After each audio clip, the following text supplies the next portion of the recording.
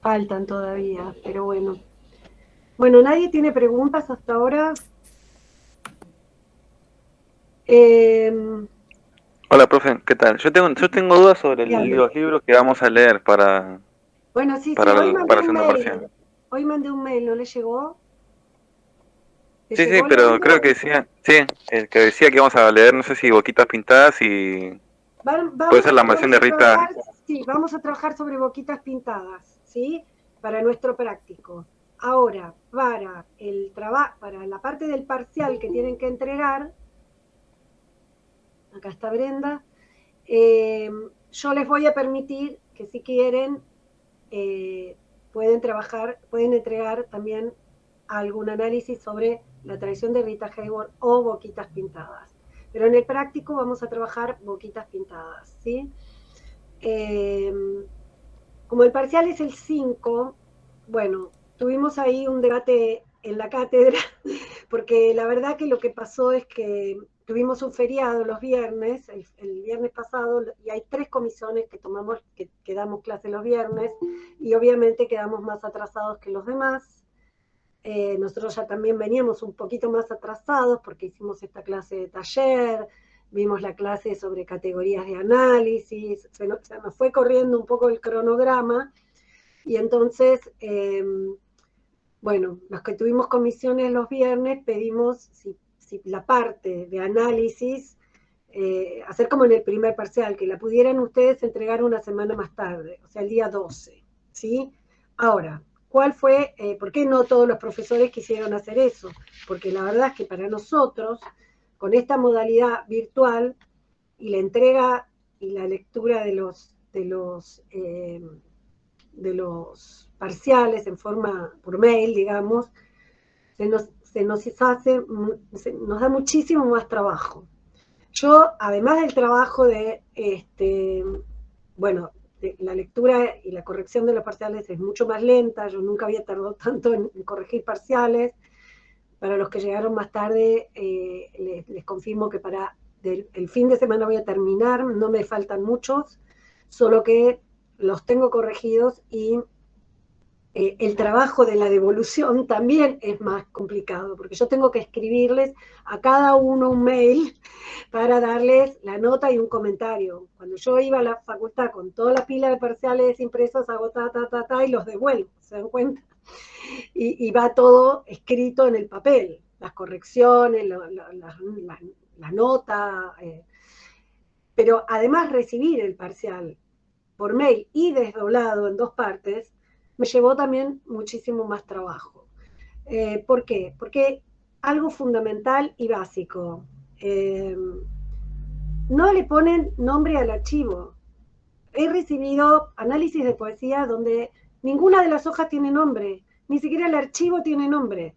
Está bien que yo lo recibo de su mail, pero cuando yo me bajo el parcial lo pongo en el drive o lo pongo en mi computadora, después tuve que hacer todo un trabajo de detectivesco para ver de quién es este parcial o de quién es esta parte de este parcial. Entonces, mi primera recomendación es al nombre del archivo le ponen su apellido, no pongan ni parcial de teoría, análisis, nada de eso. ¿Mm? Eso después se los voy a mandar como un recordatorio antes del día del parcial, ¿sí? El día que entregan el parcial. En el nombre del archivo, su apellido, ¿sí?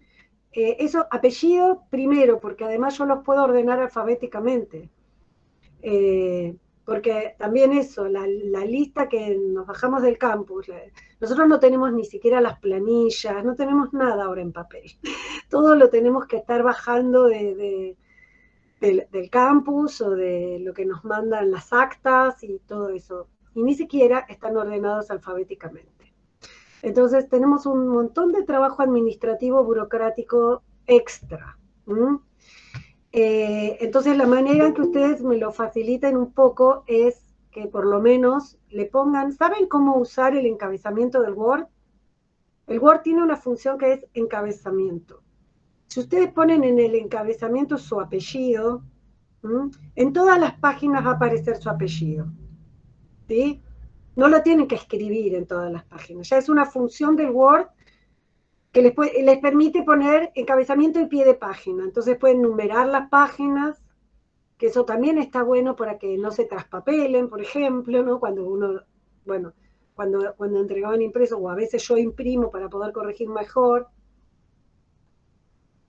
que cada página tenga su nombre y su número de página. No necesito que pongan, hola, ni parcial de teoría, ni comisión, nada, simplemente su apellido.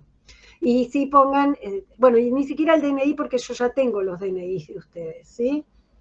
Bueno, eso me llevó un montón de tiempo como un armar rompecabezas de partes de parciales. Por eso los profesores que dijeron, no, queremos tomar todo junto el día 5, tenían razón, porque además hay comisiones de 40 personas, ¿no? Entonces, que un día recibimos 40 y otro día recibimos otros 40, bueno, nosotros ahora somos menos, pero igual, bueno, en nuestro caso sí les voy a permitir entregar una semana más tarde con la promesa de que me pongan el apellido. Y también me sirvió, sí, aparte hay otra cuestión. En los mails, me sirve mucho que los mails de ustedes tengan su nombre. No es hay gente que tiene mails con otro nombre completamente distinto al suyo. Entonces, o con siglas, o con, no sé, nombres de fantasía. Entonces yo les recomiendo eso. Así como yo me abrí esta cuenta para la comisión de ustedes este año y tengo mi otra cuenta personal, que ustedes tengan una cuenta que sea para la facultad, que sea su nombre y su apellido. Eso ayuda mucho ahora que en la modalidad virtual a los profesores, porque también nos ayuda a recordar los nombres, a que coincida, bueno, de quién es este mail que me está llegando. Hoy me volví loca buscando el nombre de uno de ustedes en la lista y no coincidía el nombre del mail con el nombre de la persona. Tuve que poner buscador, todo eso, y bueno, son cosas que ayudan. Ahora no me cambien los mails que ya los tengo, ¿sí? Pero les digo como consejo para, no sé, para el año que viene. Yo espero que el año que viene podamos ir todos de vuelta a la facultad y puedan tener, bueno, la experiencia de tener las clases presenciales. Profe, pero de todos modos, sí. ¿Quién habla, Rocío? Sino también, sí, buenas tardes. Sino también se puede poner en el asunto, veo que hay que escribir un asunto en el mail, en el asunto se pone el apellido y el nombre. Sí, pero pero necesito que esté el nombre en el parcial, o sea, en el archivo del parcial, en el papel también, en los dos lugares, sí. En el asunto. No, sí, por supuesto, eso obvio que sí, me parece obvio, pero no estaba. Les aseguro que tengo parciales que no tienen, ninguna hoja tiene nombre, sobre todo en los análisis de poemas, ¿no? Porque no sé, dieron por sentado que. Entonces, sí, en todo. Acá prefiero que abunde y que esté el nombre de ustedes en todos lados, en el asunto, en todo. En el asunto sí pueden poner parcial y el nombre, pero, o sea, cuando me llega el mail, por supuesto está el nombre de ustedes, si es que la dirección del mail responde a su nombre. Como les digo, hay mail de fantasías, hay mail, por ejemplo, acá Lu, no sé si Lu SR, tenemos Lucías, tenemos Lucianas, y aparte hay, ahora ya creo que no, pero había 2 Lucías o 2 Lucianas. Entonces si me pones Lu SR, ahora ya sé que sos Sacanel Río. Pero acá en el chat, ¿no? Les digo, a mí me sirve que en el chat también pongan su nombre completo. Porque además si es nombre de pila, tenemos un Gerardo y un Ignacio, pero tenemos por ahí 2 Rocíos, 2 Florencias, y como les decía, no sé si eran 2 Lucianas o 2 Lucías. Entonces eso también, así como por ahí son detalles que bueno, que parecen detalles, pero a la hora de, o sea, ustedes piensen que no nos vimos nunca personalmente, que cuando uno se conoce personalmente, rescata, yo por ejemplo en la clase, ¿cómo los empiezo a ubicar? Primero porque hay algo que después de 25 años de experiencia docente, les puedo contar que hay como hábitos que que son, no sé, inconscientes, deben ser, pero cuando van al aula suelen sentarse en el mismo lugar, o en el mismo lugar del aula, ¿no? A la derecha, a la izquierda, adelante, atrás.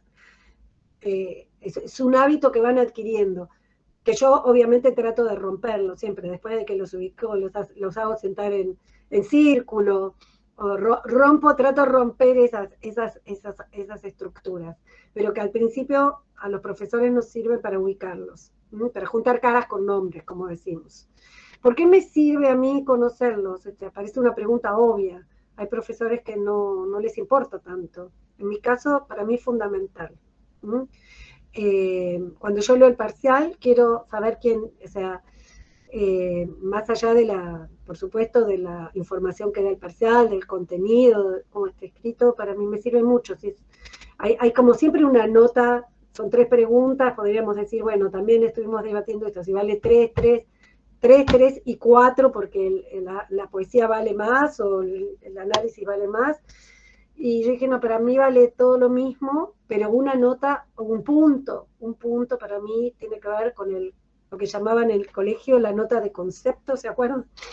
La nota de concepto tiene que ver con la presencia, tiene que ver con la participación, tiene que ver con si el parcial cómo está presentado, tiene que ver con una serie de cosas que no son tan objetivas como no son parciales totalmente objetivos. Entonces no estamos en una carrera de matemática, donde entonces todo eso hace a la nota para mí. Y por eso les insisto, prendan las cámaras, participen, porque es una clase práctica, ¿sí? No es lo mismo que un teórico. Bueno, y por eso en el mail que les mandé hoy volví a insistirles y tenían 15 días además. Y con lo que pasó el otro día en el teórico, que yo estuve no desde el principio, pero más o menos a partir de las 7:30 creo que pude entrar. Con más razón decidimos, hablando con Isabel y con Paula, que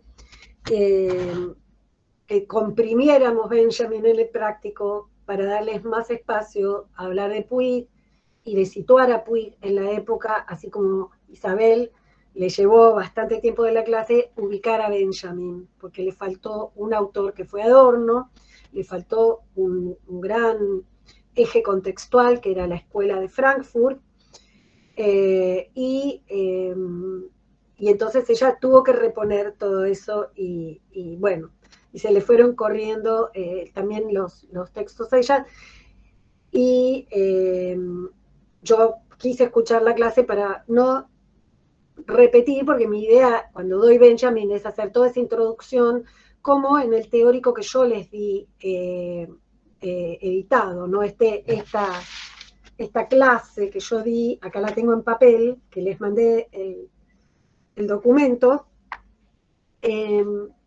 donde fue un teórico, que di en, no sé, 2015, en el que, por un lado, hago una introducción, pero también me meto un poco en el texto de la obra de arte y menciono en varias ocasiones también el narrador, el Baudelaire, voy como pasando por... Pero para mí era importante que leyeran esto para hoy y por supuesto leyeran el artículo que está en este libro, no sé si lo llegan a ver, se llama Discursos Interrumpidos 1. Esta es una edición española de Taurus, que son las ediciones que siguen llegando. Son las ediciones que se publicaron en España en la década del 70, la primera edición, esta es del 73, pero mis libros, tanto como las iluminaciones, son de los años 80, de cuando cursamos, casi todos los profesores de la cátedra, casi digo porque Paula y Lucía son más jóvenes y Vicky, pero Pablo, Isabel, Silvia, Marcela, Hernán y yo somos como todos de la misma generación que cursamos la carrera de los años 80. Rocío, ¿querés decir algo? ¿O anotaste algo en el chat? Prefiero que hablen, porque tengo que leer el chat, me tengo que poner los anteojos. Prefiero escucharlos y en lo No puse algo en el chat. No puse algo en el chat, levanté la mano porque... Sí. Claro, porque puse para levantar la mano porque no la quería interrumpir. Recién había dicho algo de un mail. La verdad es que yo estoy revisando mi casilla, revisé spam, revisé todo y no me llegó ningún mail. No te llegó. Sí, por eso yo no sé si vos me escuchaste cuando entraste, que yo te dije que quería hablar con vos después de que terminemos. Porque vi que no. Después hablamos. Ahora me anoto, así te mando todo. Está bien. Dale, porque me parece que en un momento creí que habías dejado la materia. Yo les pedí al principio que si dejaban me avisaran. Algunos me avisaron y dejaron sin avisar. Entonces, ya te anoté como para que después hablemos. Sí. Bueno, o sea que nunca recibiste el cuestionario de Benjamin, Rocío. No, yo no recibí ningún cuestionario de Benjamin. Uy, bueno, apenas terminamos la clase te lo mando, ¿sí? Igual ahora lo voy a poner en pantalla, lo vamos a compartir en pantalla. ¿Alguien más no está recibiendo mis mensajes? Esperen que acá tenemos... Ven, por ejemplo, acá tengo William Juiz. ¿Quién sos? William Juiz. Hola, Hola, no ¿me escuchan? Escuchamos. Ahora. Hola, ¿qué tal? Hola, ¿ahora? Sí, ahora sí. ¿Ahora sí? Bueno, no, porque entré con el mail de mi hija, por eso. Ahora lo trato de cambiar. Alejandra Prieto soy. Sos Alejandra, ok. Sí, ven, por eso necesito. No hace falta, sé quién sos. A los que, por eso necesito... Sí, escucho cortado con la cámara, pero bueno. No, escucho medio cortado yo con la cámara. No, sí sé que estás presente, te das cuenta que es muy importante. Porque a los que no junto caras con nombres, tengo que por lo menos saber que están. Alejandra, listo. Ya está, quédate con ese nombre, ahora no importa. ¿Se puede cambiar el nombre si ustedes entran? Creo que es en los 3 puntitos. No sé si acá en este Meet. Hay plataformas en las que pueden cambiar. Tengo entendido de que por Meet no se puede cambiar. Bueno, no importa, ya está. Pero puedes cambiar la cuenta desde la que ingresaste. Bueno, no perdamos más tiempo, chicos.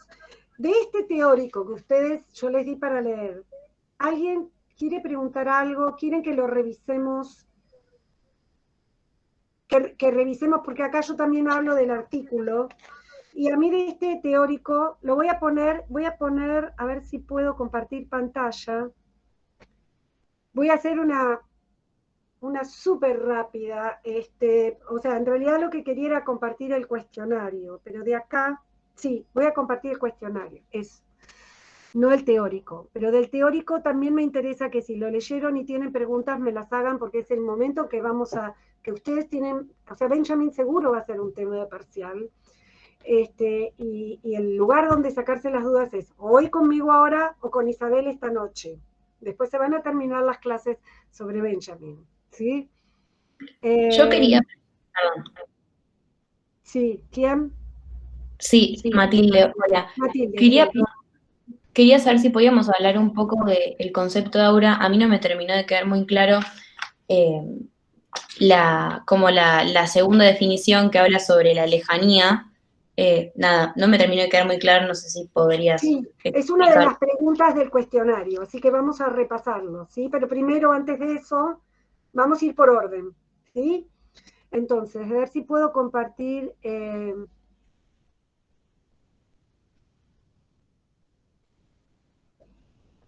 Acá está. Bueno, ahora... A ver si puedo...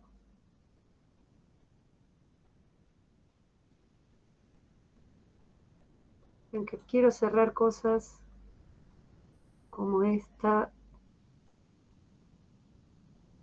Chico. Ustedes... Yo no los veo a ustedes ahora, ¿sí? Solo veo... ¿Ustedes lo ven? Sí, lo vemos. Sí, profe. Bueno, ¿Se le podría hacer un poquito de zoom? Para que se vea más grande, a ver. Sí, puedo. A ver, ahí. Sí, o zoom. Ah, ahí está. No dije nada. ¿Ahí está bien? Bueno, tengo que ir Sí, bajando. gracias. Bueno, esto va a parecer muy básico, pero es algo que por ahí, cuando ustedes les preguntamos en los exámenes finales, no lo saben. Un dato básico. El título del artículo, la obra de arte en la época de su reproductibilidad técnica, el año, fecha en que fue escrito, 1936. ¿En qué libro salió? Bueno, esto ya no es tan... esta es la edición que yo tengo, quiero decir.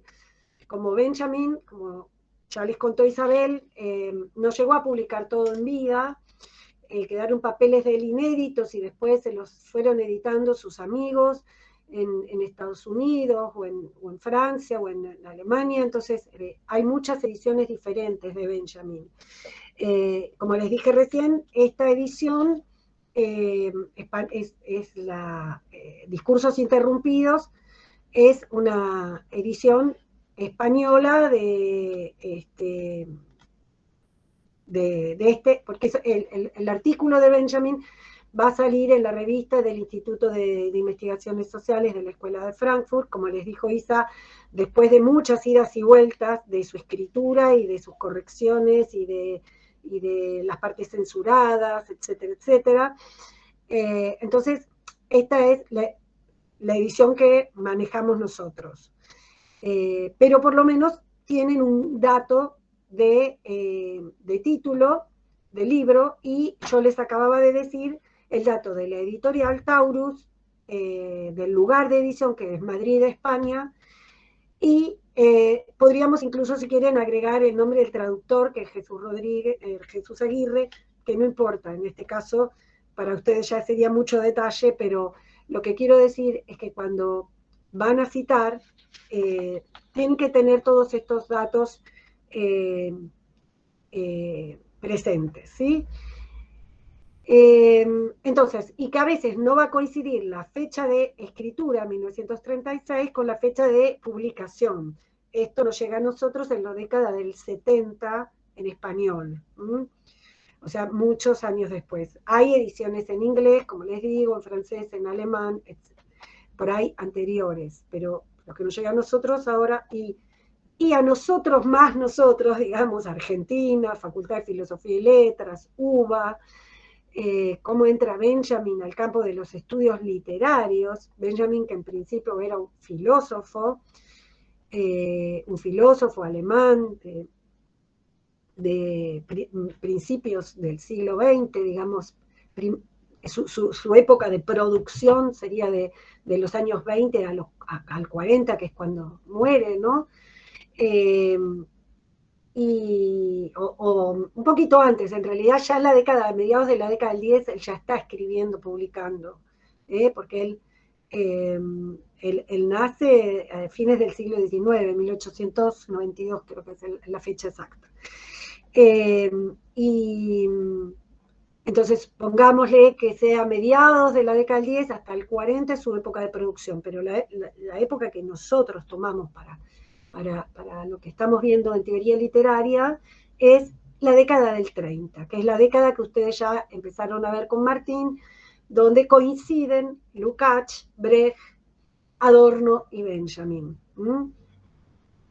que son los pensadores, los ponemos como una especie de paquete, ¿no? En una unidad que es como los pensadores marxistas de la década del 30, que comparten un ámbito, un contexto, una preocupación, una teoría que es la teoría crítica, que tiene una base materialista, marxista. Eso es como lo que tienen en común. Después hay bastantes diferencias. En el cuadro que yo les puse en el teórico, muestro ese cuadro. Me gustaría que viéramos también. A ver si puedo porque acá la primera pregunta ya tiene que ver con el texto en sí. Y antes de entrar a ese texto, déjenme ver si puedo, esperen que voy a dejar de compartir un momento.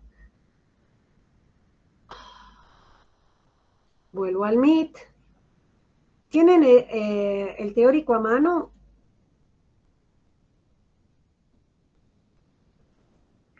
Yo lo tengo en la computadora, pero justo ahora la computadora decidió actualizarse. Bueno, este cuadro, ¿no? A ver si yo lo puedo.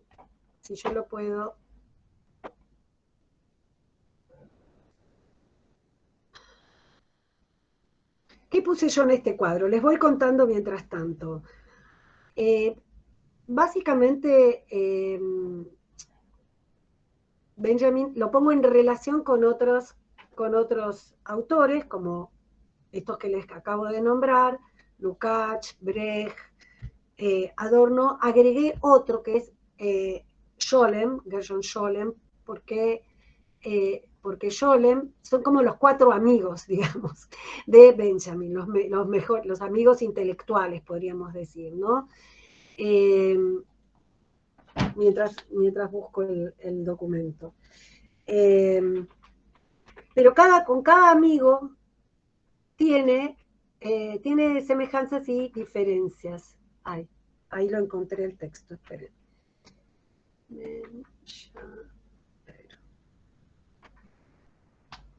Un segundo.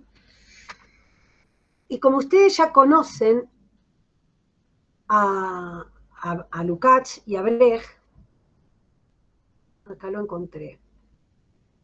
Claro, ahora me quedó enorme. Esperen que tengo que sacar este zoom porque si no, no me entra ni el cuadro acá. Acá está.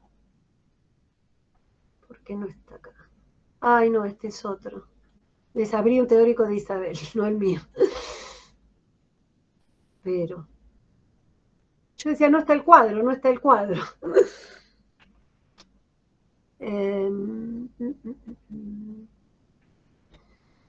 Este tendría que ser.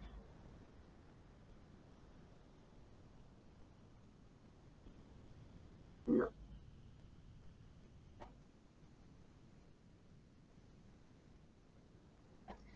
Bueno, no quiero perder más tiempo, chicos. Se los voy a contar y ustedes lo tienen ahí en el teórico. Ah, ya sé, qué tonta, lo tengo acá.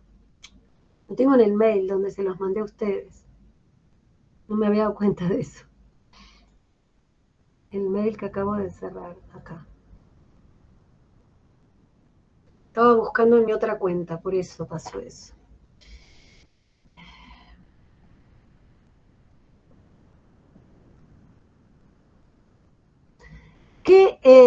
Los que pudieron leer, ¿qué encontraron de coincidencia con Lukács, por ejemplo?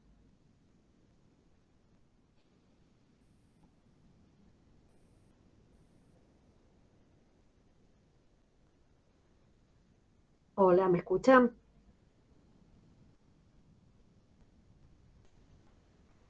Hola. Hola. Sí, sí, te escuchamos. Pero nadie contesta. Estoy pensando, bro. Estoy pensando. Yo acabo de decir algo, ¿no? Ay, acá está por fin. Si yo les digo Lukács, ¿qué es lo primero que piensan? Realismo. Realismo, ¿qué más? Esa es en lo que no coincide con Benjamin. Marxista. Marxista, muy Superestructura. bien, marxista, ¿qué más? Superestructura. Estructura. Bueno, ahí vamos acercando el bochín.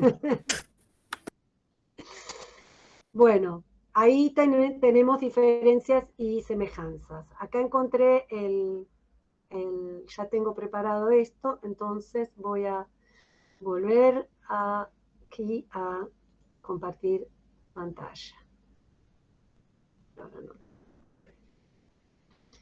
Lo tengo preparado. Ay, ventana. ¿Cómo?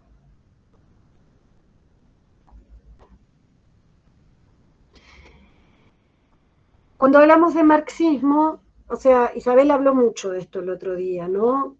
Cómo se diferenciaba Benjamin del marxismo ortodoxo, el marxismo o vulgar, ¿no? Como se lo suele llamar, que habla de la base y la superestructura. Benjamin a veces habla de infraestructura en vez de base, como la base es lo material, la base económica, material, la infraestructura que determina a la superestructura. O sea, la base es determinante de la superestructura, ¿no? Diría Marx en términos económicos. ¿Y qué ponía en la superestructura? Si en la base estaba la economía, lo material, ¿a qué se refiere la superestructura? Las relaciones sociales, la cultura. La cultura, ¿qué más? Las masas, ¿no? Las masas. Las masas así como sujeto social, solo no, o sea, hay como alguien dijo por ahí, relaciones sociales. Sí, las masas sería uno de los actores que tienen relación con que ellos más que masas van a hablar de, bueno, de clases sociales, ¿no? Entonces la clase obrera, los campesinos, la clase obrera, según cuál sea el régimen, digamos, las condiciones de producción, no es lo mismo en la Edad Media que en la edad, que en el capitalismo, ¿no? Entonces, en la Edad Media hablamos de campesinos, ahora podemos hablar con el capitalismo y la aceleración de esas relaciones, perdón, de esas fuerzas productivas, vamos a hablar también de clase obrera y la lucha de clases, sobre todo, ¿no? De la lucha de clases. Esperen que estoy haciendo una maniobra para poder mostrarles también el cuadro. Que lo tengo acá, pero lo quiero... Ah, ya sé. Lo que tengo que hacer. Lo tengo que... Ay. Ahí va. No, se me marca todo. Lo quiero poner en el Drive. Porque cuando lo tengo en el Drive, que no sé por qué, yo ya lo tenía que tener en el Drive.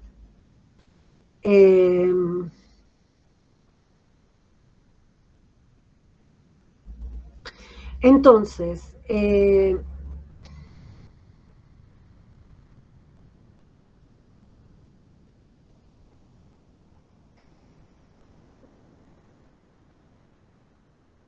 no me está saliendo esto. ¿Por qué? No sé. Teórico, a ver si está acá.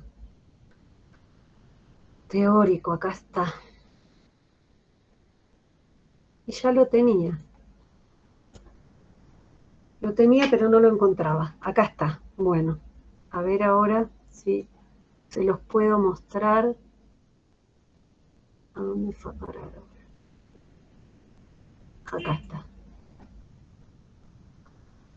Bueno. Ahí está abriendo. A ver ahora.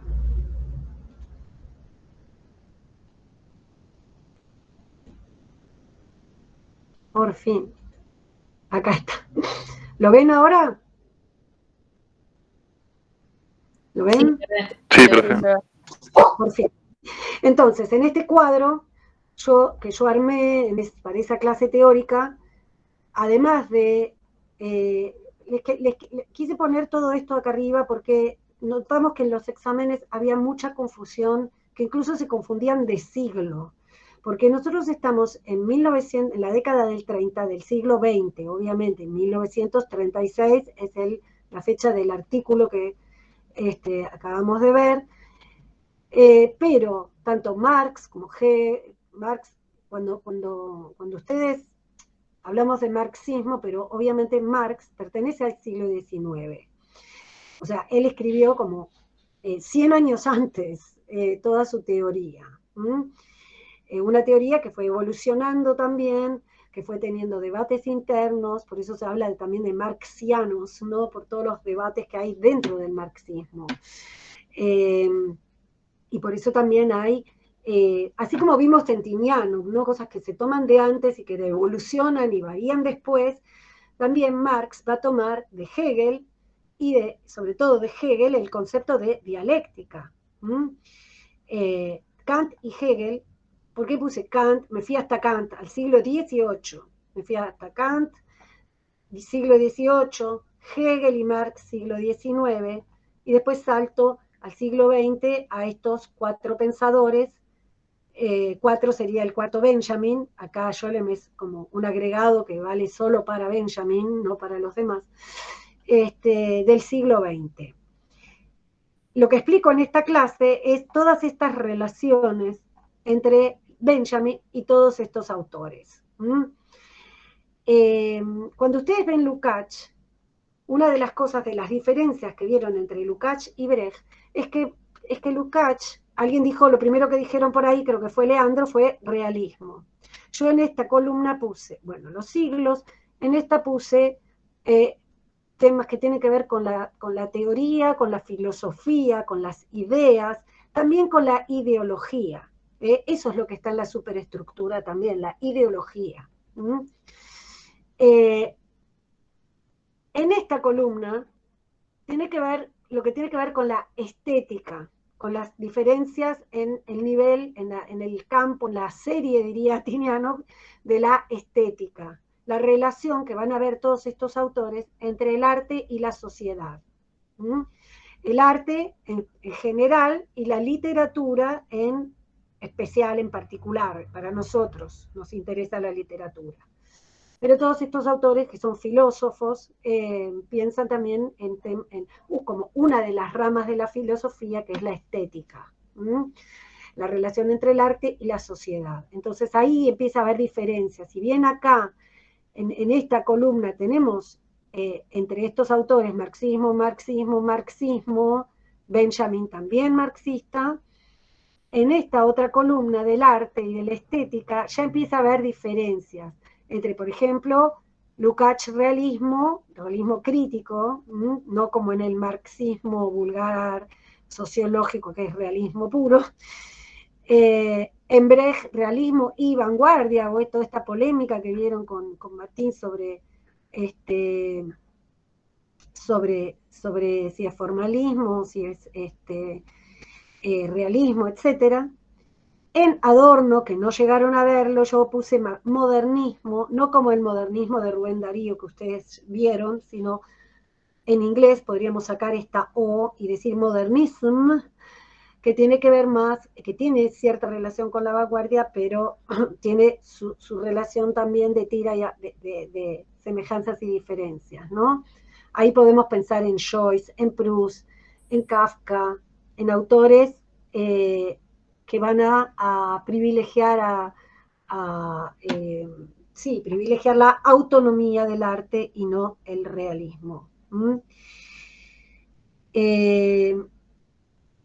En esta columna van diversas cosas, como cuando pongo PC, Partido Comunista, o sea, en el marxismo, la cuestión más por ahí que tiene que ver con la praxis, por un lado, o con otro tipo de conceptos, como el valor de uso y valor, esto sigue acá esta columna, valor de uso, valor de cambio en el marxismo,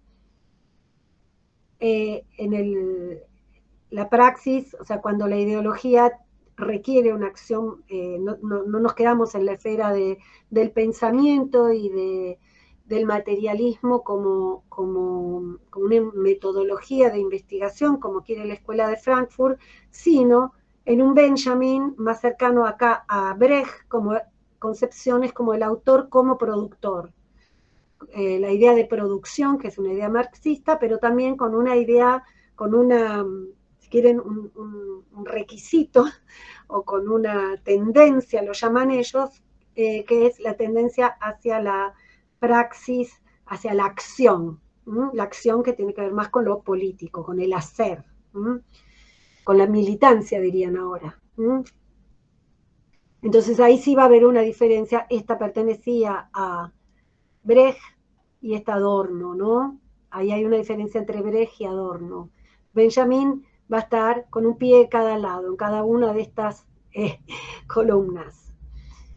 Acá nos encontramos con toda esta terminología marxista de nuevo, base, superestructura, tanto Lukács, que sería como Brecht, que estaría acá, van a compartir con Benjamin la idea de que el arte y la literatura deben tener una función en la sociedad. Esta es la pregunta clave. ¿Cuál es la función del arte en la sociedad? O la función de la literatura. ¿Tiene que tener una función o no tiene que tener una función? Entonces, para los autores marxistas que sí piensan en que puede haber una modificación en la sociedad, el arte tiene una función pedagógica. Ahí vieron el teatro en Brecht, por ejemplo, ¿no? ¿Me están siguiendo? Porque yo no los veo. Sí. Sí, profe. Bueno. Sí, se entiende. Entonces, para Lukács, que sería acá, el realismo es la estética que permite que el público, digamos, ya sea el público lector, el público, bueno, para Lukács es el lector de la novela, ¿no? Que es el género que él privilegia. Para Brecht sería el teatro, pero ambos coinciden en esta idea de que el arte tiene que tener esta función de develamiento, de mostrar la realidad, mostrar las condiciones en que vive las clases más desfavorecidas, los obreros, los campesinos, y la explotación que sufren esas clases por parte del capitalismo, por parte de la patronal, serían las fábricas, los patrones, bueno, en el campo, todas las intermediaciones que puede haber desde un capataz hasta el dueño del campo, etcétera, ¿no? En cambio, acá tenemos Adorno, que se distancia en la escuela de Frankfurt, Adorno, Horkheimer, otros intelectuales que son marxistas, pero teóricos, sobre todo investigadores, le dan mucha importancia a la acción, tiene que ser una acción dentro de la esfera específica de ya sea la filosofía, la teoría, el pensamiento, bueno, ellos hacen análisis empíricos, pero si quieren más sociológicos, sobre todo cuando se van a Estados Unidos, cuando la escuela de Frankfurt se muda a Estados Unidos, corrida por el nazismo, y empiezan a hacer tipos de análisis, por ejemplo, Adorno hace estudios de la radio, en medios masivos de comunicación. El libro que les citó Isabel el otro día, que es la dialéctica del iluminismo, por ejemplo, ¿no? También donde explica esta idea de dialéctica negativa. Negativa porque para Adorno el arte no tiene que cumplir una función en la sociedad. O sea, la función del arte es la no función. Es que el arte sea como cuando vieron el autotelismo, ¿se acuerdan? En el futurismo y en el formalismo. Bueno, la idea de autonomía. El arte tiene un fin en sí mismo y eso es complejo porque eso nos vuelve a Kant. Miren esto, al arte y la literatura del fin sin fin. O sea, a una cosa idealista. O sea, es complicado por eso, porque son materialistas, pero a la vez tienen una idea del arte que no tiene fin, que no tiene función. Ahí estaría una idea como más de resistencia por parte de Adorno, del arte que resiste a esto que sucede durante el capitalismo, que es una preocupación que sí comparten todos ellos, quiero decir, desde Marx hasta Benjamin, que es que el arte se convierta en una mercancía. Entonces, para que el arte no se convierta en una mercancía, es que Adorno dice, se tiene que encerrar en sí mismo, tiene que ser autotélico, autosuficiente, porque si no quedaría permeable a las influencias del capitalismo. Él lo muestra muy bien en la música. Adorno era músico. A ver si puedo. Ahí está. Así los veo a ustedes. El cuadro quedó chiquito, pero yo los puedo ver a ustedes. Y ustedes a mí. Si saben algo de música, es bien gráfico en el caso de Adorno, porque él privilegia o sea, podemos ejemplificarlo con la música, lo que él pretende sería una música disonante, es lo que al oído le cuesta, digamos, la música dodecafónica o atonal. Schoenberg es el músico que él pone como paradigma de esto, que sería la música clásica contemporánea, ¿no? Él pone algo así como en la filosofía de la nueva música, que es el libro que él escribe sobre esto, contrapone a Beethoven, que es un músico que tiene que ver con toda esa tradición alemana del idealismo alemán. Kant, Hegel, ¿no? Serían los filósofos de la tradición alemana, de la que todos ellos maman, como digo yo ahí en la clase. Ellos se crían en ese ámbito de la tradición alemana. Beethoven, Wagner después, ¿no? Con la ópera. Pero Beethoven es lo que nos entra fácilmente a los oídos, más para ellos todavía, que era en la música que tuvieron como de fondo, ¿no? Desde que nacieron.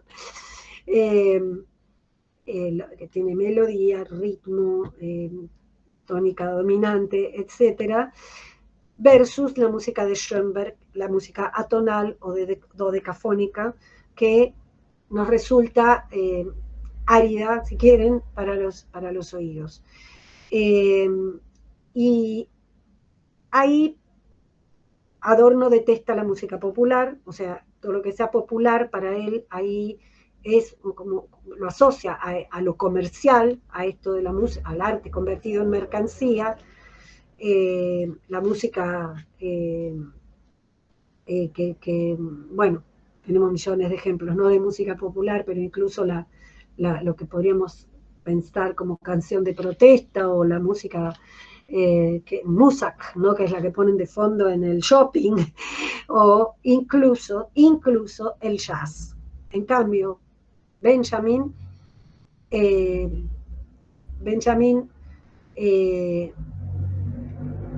sí le gusta el jazz. De hecho, él se iba en Marsella a escuchar jazz. Tiene una, ¿cómo decirlo? Es menos aristocrático, ¿cierto? Menos elitista que Adorno, ¿no? En cierto punto. Y Benjamin, no solo por la cuestión de lo popular o no popular, piensen que el jazz ahora también es mucho más sofisticado que en los años 30. Tienen que ubicarse que estamos en los años 30. Ahora puede haber jazz también en ciertos ámbitos más cultos, digamos, académicos, si quieren, ¿no? Pero ahí piensen en bares, en barcitos, en Marsella, en la playa, no sé, en los barrios, ¿no? Pero también a Benjamin le interesa más como en el nivel de lo estético, de la composición estética. Por eso él va a tener también un pie más puesto, o un ojo si quieren, y un oído, que tenga que ver más afín, si quieren, con las vanguardias. Cosa que no lo vemos en Lukács. Ahí sería un Benjamin más cercano a Brecht, si quieren, ¿sí? Donde va a...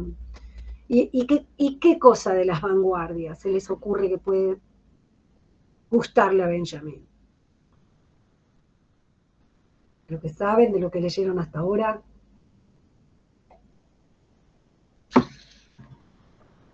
¿El cine? El cine, claro, el cine es algo muy amplio, ¿no? Entonces tendremos que pensar qué cosa del cine o qué técnica del cine. Está bien que hayas nombrado el cine, está muy bien, que es el artículo que tenían que leer, pero además sí, porque es un buen ejemplo y es en una de las cosas que estoy pensando, ¿no? ¿Qué hace? ¿Cómo se compone en cine? Ahora nos las aceleraciones, las técnicas del cine, ¿no? Como si fuese algo que es como bien... ¿Qué técnica? Estoy pensando en una técnica. En el montaje, ¿no? En el montaje. La exhibición. No, esperen, que estamos mezclando todo. Pero ahí alguien dijo montaje.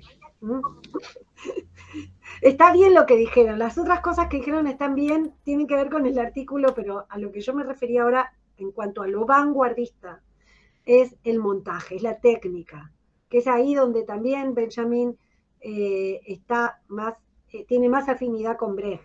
Ustedes en Brecht lo vieron más relacionado con el teatro, ¿se acuerdan? Todas las técnicas, la refuncionalización de las técnicas, ¿sí? Que es lo que decía Brecht. Las técnicas por ahí estaban desde antes, pero lo que hace la vanguardia también es, o lo que le interesa a Brecht, es el uso que se hace de esas técnicas.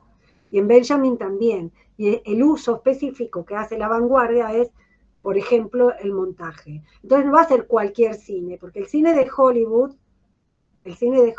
que vamos a ver mucho con Puig, que es el que le fascina a Puig y le encanta Puig, no nos va a servir acá para lo que le interesa a Benjamin.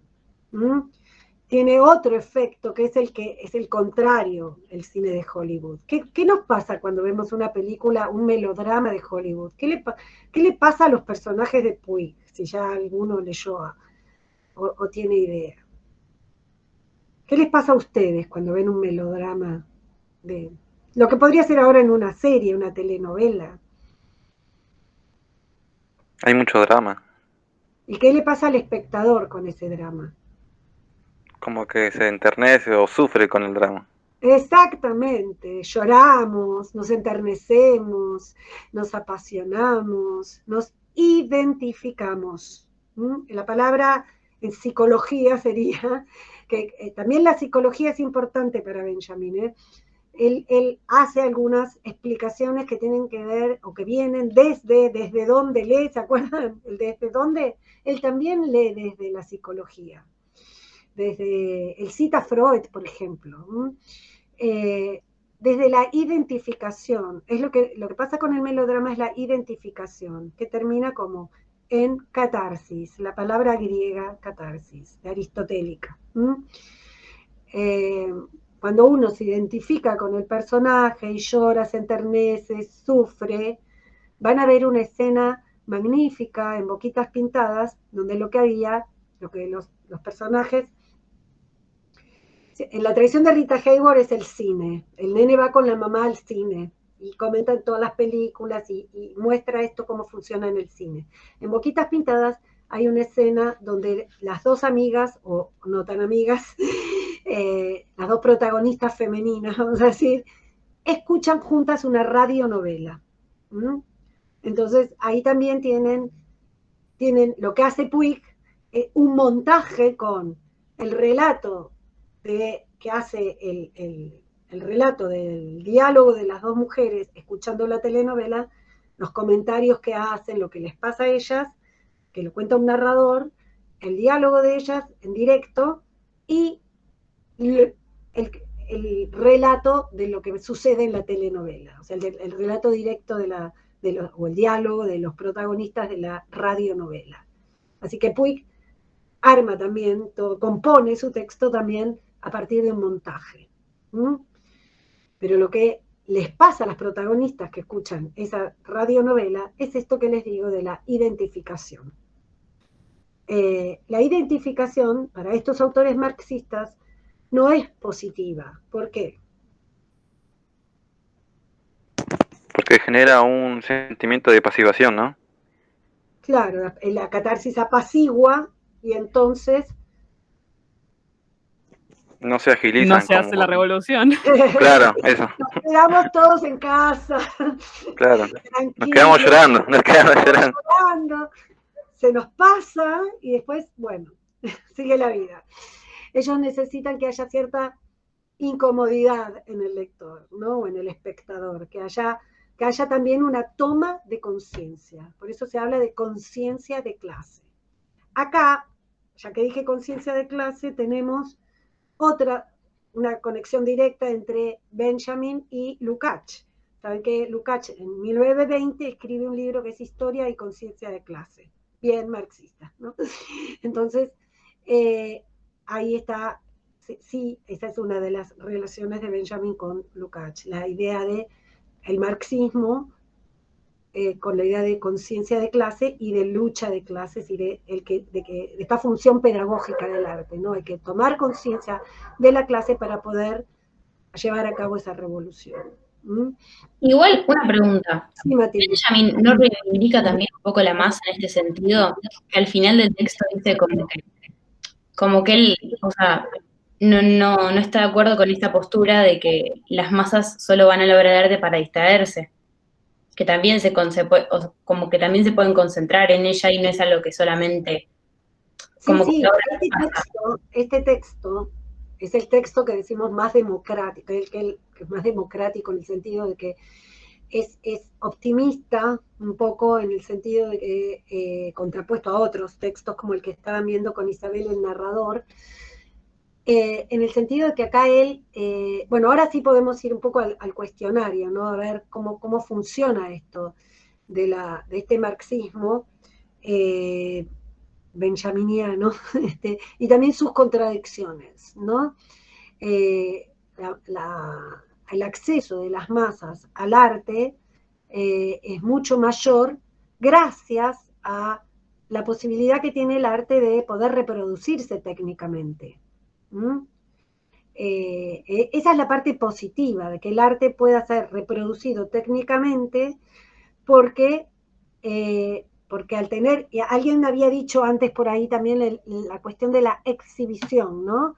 De este valor exhibitivo que tiene, por ejemplo, exhibirse en muestras, en museos, en muestras colectivas, incluso reproducciones en tarjetas postales, digo, en otro tipo de formatos, ¿no? Hace que Benjamin nunca pudo haber imaginado lo que podemos hacer ahora, que es visitar un museo a través de la web. Sí, ahora Brenda te digo. Ahora podemos hacer visitas virtuales a los museos incluso. Entonces eso, por supuesto que es positivo y tiene que ver con un amplio acceso de las masas al arte, ¿no? A vincularlo con el arte, y que el arte deje de ser algo elitista. Brenda. Sí, yo tenía una duda con respecto a eso. Acércate el micrófono que no te escucho. Sí. Perdón. Que tenía una duda con respecto a eso. Incluso marqué una cita para preguntar literalmente de la cita, porque tal vez se me entiende mejor. Leo la cita. Dale.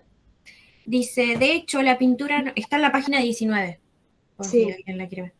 De hecho, la pintura no está en condiciones de ser objeto de una recepción simultánea y colectiva, tal como sí lo ha sido siempre la arquitectura, como lo fue la épica y como lo está haciendo hoy el cine.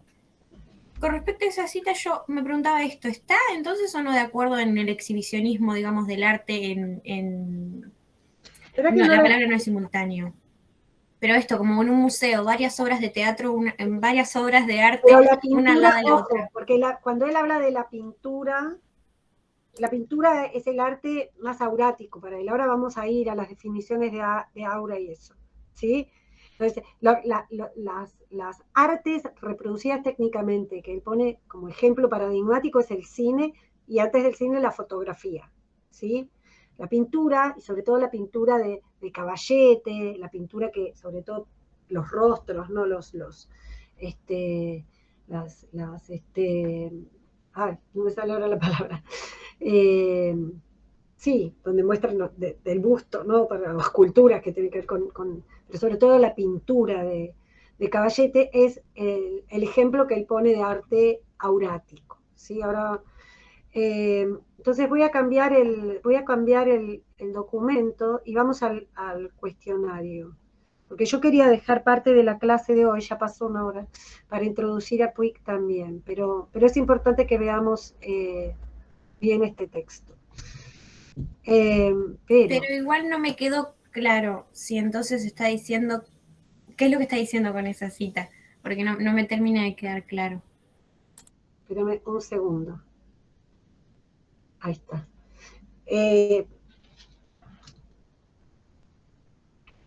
Estoy buscándola vos dijiste página 19, pero ¿en qué parágrafo? ¿En el primero?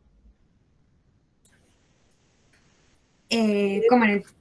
Dice que el texto tiene parágrafos, es las numeraciones que tiene partes del texto.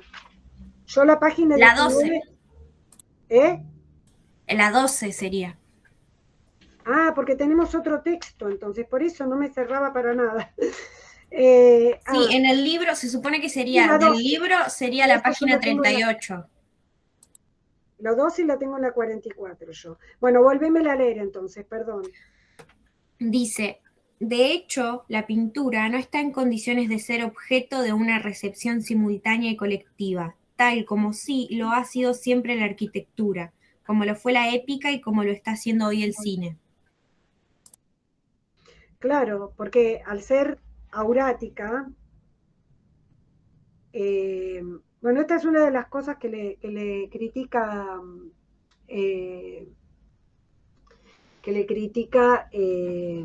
Burger, ¿no? En cuanto a que la pintura, porque el arte aurático, en el que él considera la pintura como, esperen, como arte aurático, esperen que vuelvo a ustedes. La recepción del arte aurático es individual, no es colectiva, sino individual, según Benjamin, y no es simultánea en el sentido de que cada uno tiene su momento. El aura, la primera definición de aura que da es el aquí y ahora, el presente, el momento en que uno está frente a esa pintura y tiene esa especie de recepción contemplativa, espiritual, si quieren, ¿no? Entonces, y única, irrepetible, dice él, irrepetible. Entonces, si yo estoy frente al cuadro de la Gioconda, por ejemplo, a la Mona Lisa, ¿no? Va a ser por esa vez que yo estoy ahí, es un momento único en mi vida, que aunque yo vuelva otra vez al museo, yo fui cuando tenía 20 años, y yo vuelvo ahora va a ser otro momento único. Tal vez me pase otra cosa, por ahí me pase, o sea, va a ser otro tipo de experiencia. Acá piensen en la palabra, en el concepto que Isabel usó ayer de experiencia. La experiencia que yo voy a tener frente a esa pintura va a ser única, irrepetible, va a ser mía, individual, ¿sí? Sí, ahora me quedó claro. Además, me acuerdo de haber leído en el texto y algunos videos que miré y otras cosas que leí, porque por ahí me costaba a veces el texto.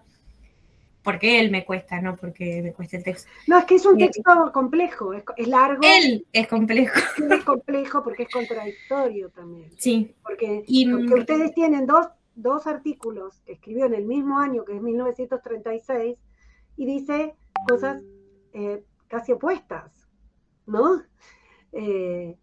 Una experiencia aurática sería la del narrador, el narrador que narra la narración oral. Esa ronda en la que están hablando, transmitiendo un relato de generación en generación, donde hay una escucha, una atenta, y donde ahí funciona la memoria, el recuerdo, y donde después uno puede ir y recordar y volver a contarlo. Bueno, todo eso que sería casi una experiencia plena, ¿no? Casi aurática, quiero decir, en el narrador, que ahí está valorado positivamente. Acá está valorando positivamente casi lo contrario, que sería la exhibición colectiva, la exhibición simultánea, que todos podamos llegar a tener acceso al arte.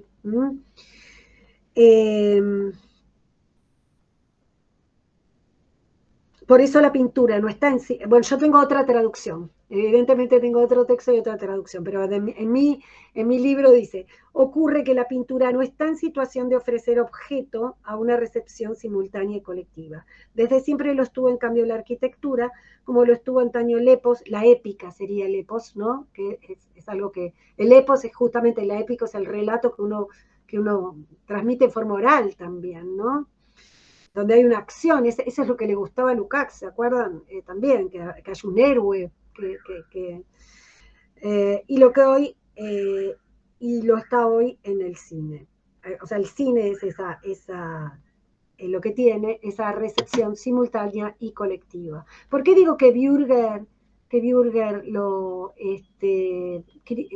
critica esto de la recepción colectiva? Y no, que él dice, en realidad, él hace dos objeciones dos objeciones. Una tiene que ver con esto del tipo de recepción individual colectiva, porque él dice, bueno, y la otra objeción tiene que ver con la periodización que hace Benjamin, de cuándo, porque Benjamin hace como una historización de las técnicas, de cuándo, cómo fue modificándose la reproductibilidad técnica. Desde el siglo XV, cuando se crea la imprenta, hasta la litografía, la serigrafía, la fotografía en el siglo XIX, bueno. Y en el siglo XX el gran cambio es el cine. Pero Burger dice, ojo, en la Edad Media, cuando la pintura, la recepción ritual que él dice, ¿no? En las iglesias, por ejemplo, el arte sacro que estaba en las iglesias, tenía una recepción colectiva.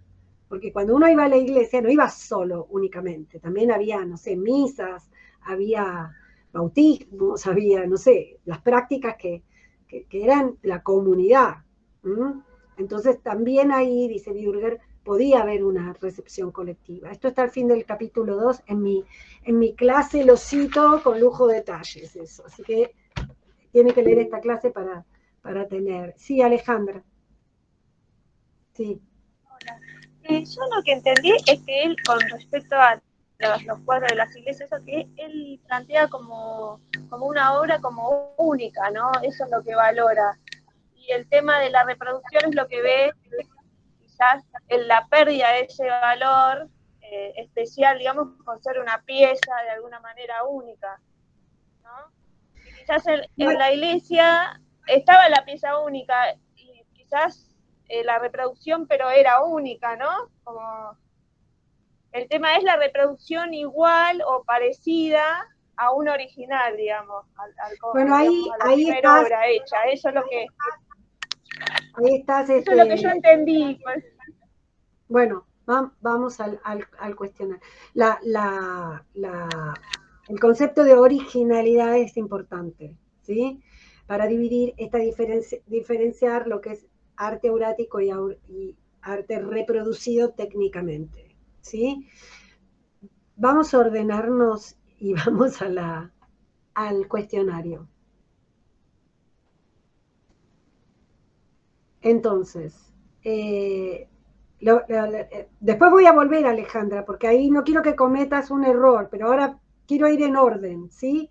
Entonces, ¿cómo han incidido las técnicas reproductivas en la producción artística?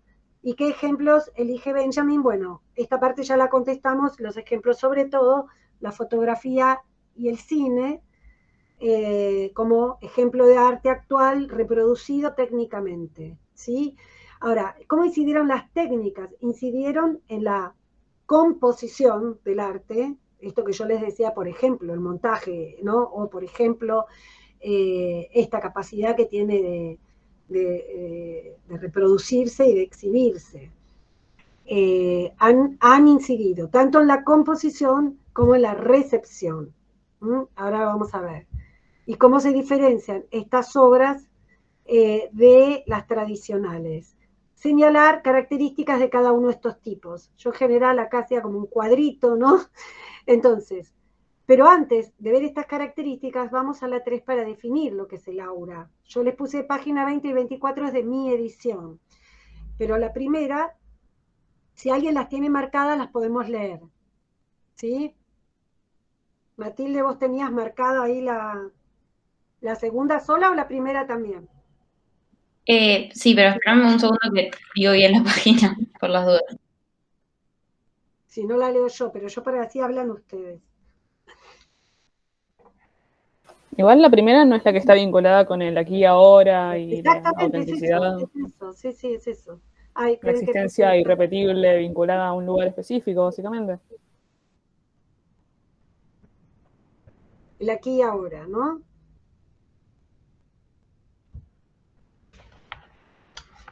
Matilde, vos quédate con la segunda, yo les leo la primera. Si ya la tenés ahí, ¿no?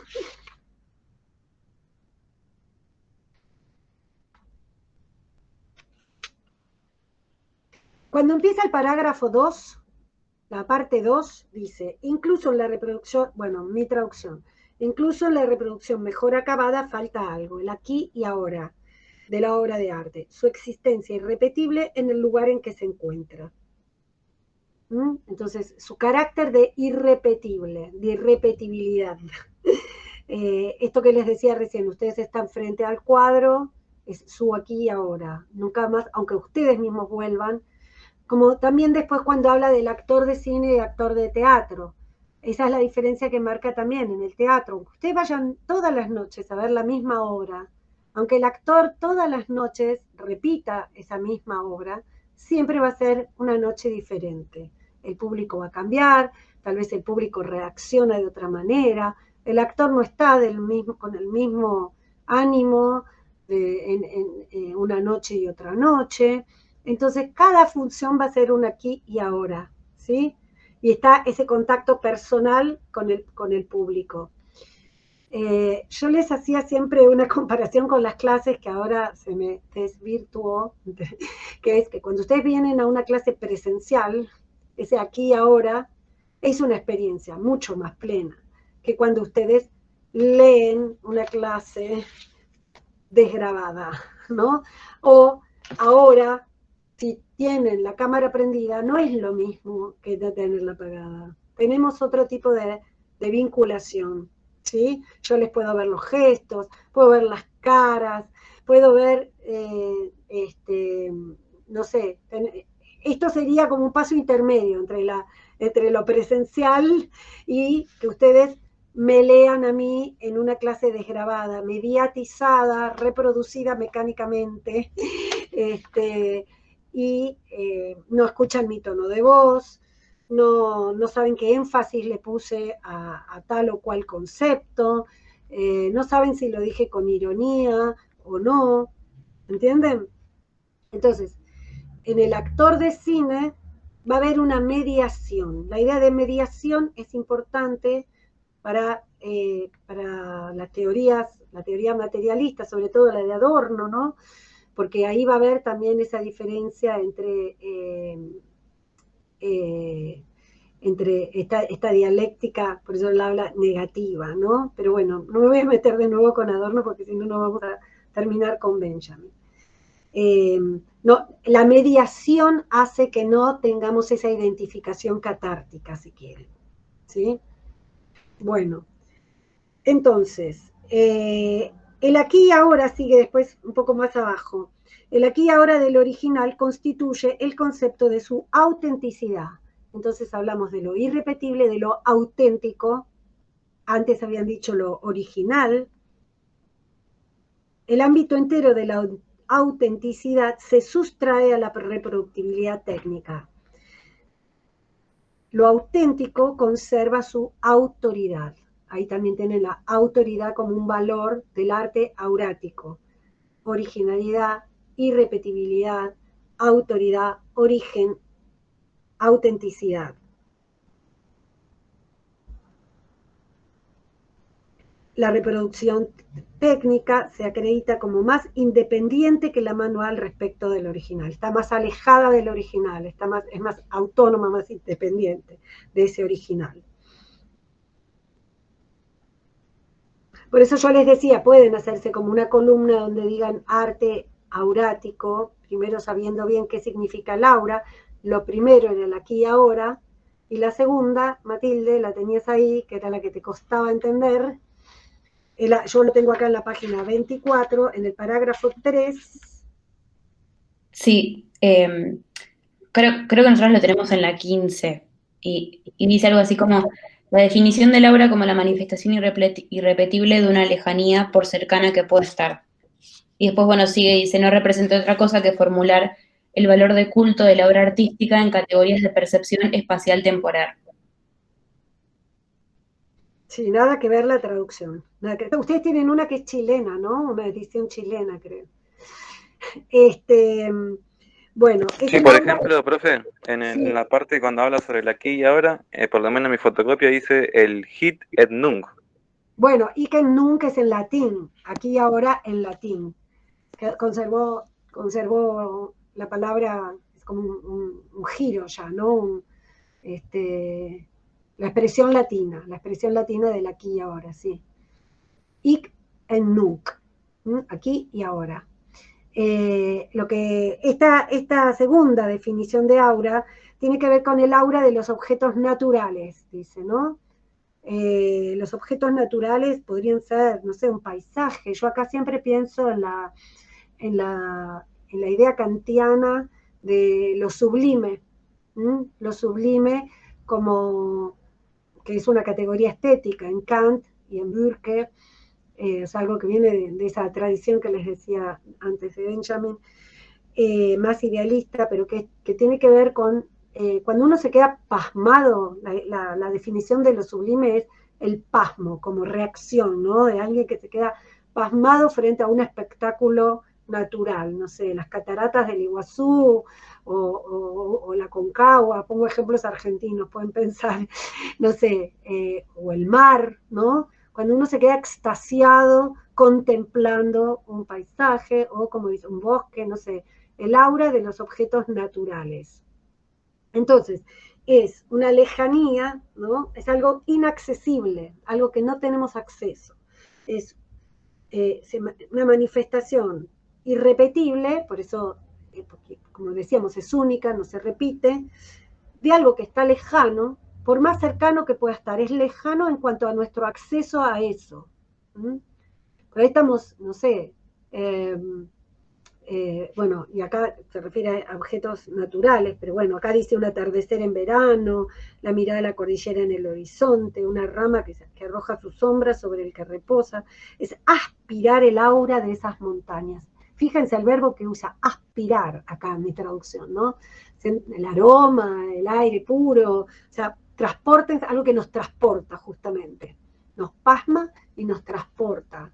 Pero eso de nuevo volvemos a un efecto medio catártico, medio como que tampoco nos va, no nos va a servir mucho para hacer la revolución, para decirlo mal y pronto, ¿no?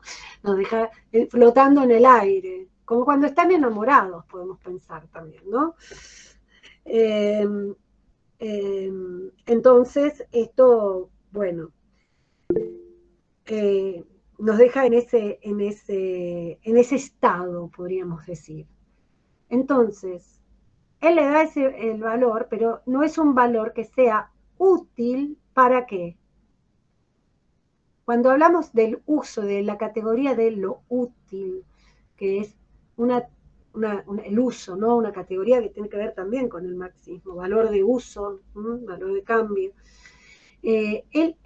Van a ver que en distintos momentos del texto va a decir que si es útil o es inútil. El arte puede ser útil o inútil, para tal fin o para tal otro.